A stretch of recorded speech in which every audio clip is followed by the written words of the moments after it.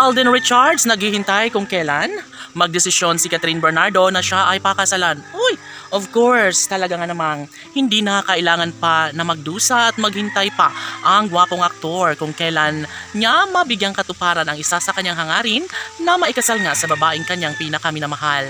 Naniniwala si Alden Richards na tagumpayan niya rin bandang huli ang kanyang pinaka-inaasam at pangarap na makatuluyan ang pangarap niyang si Catherine. Of course, tahimik lamang na nagkakasundo ngayon ang mga puso ni Alden at Catherine at never umano nila na makakaya na sila ay magkalayo, magkawalay at higit sa lahat, ayaw mismo ni Catherine Bernardo na mawasak ng tuluyan ang kanilang pangakong relasyon na habang buhay nilang pagsasaluhan. Saad pa ng binata na hindi niya kakayanin ang mawala sa kanyang tabi ang pretty girl na si Catherine.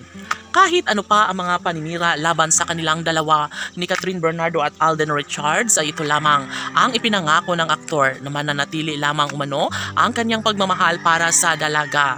Never na mangyayari na magkaroon sila ng walang hanggang pagdurusa dahil naniniwala si Alden Richards na mas magiging makatotohanan at liligaya ang kanyang buhay kapag makatuluyan nga ng aktor ang pretty girl na si Catherine Bernardo.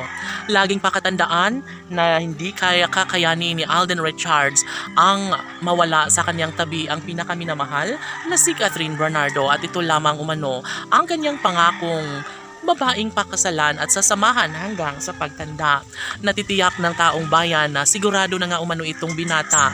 At syempre, hangad ng lahat na sana'y mapagtagumpayan nga ang lahat ng ito dahil sayang na sayang ang lahat, lalo na kapag mauuwi lamang sa wala ang isang pag-ibig na siyang nagbibigay kaligayahan hindi lamang sa puso ng binata maging sa kanilang milyon-milyon na mga taga-subaybay.